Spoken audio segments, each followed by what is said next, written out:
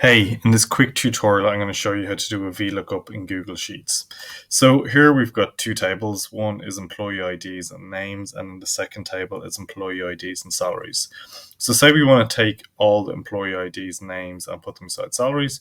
VLOOKUP is a way of doing this. So what we can do is go equals VLOOKUP, and we can do what we're looking for is employee ID, and that's going to be what we're going to search for in the second table. And then what we're going to do is select our range, and then this is going to be a range here. And then what we're going to do is we're going to do our index, which is the column that we want to take it off, and that is the second one. And then we want them to be an exact match, so we're going to have false, and then we're going to close the brackets, and we're going to get John Doe. And we can just drag this down, and we can see that Jane Smith, Alice Johnson, and Bob Brown have come back as the answers from our VLOOKUP. So fairly straightforward. VLOOKUP is a way to pull data from one table to another by using a criteria. Just to note that actually the data needs to be in the first column if you're going to pull it. So if you were to search for 101, it would have to be in column A. If it was in column B, this wouldn't work.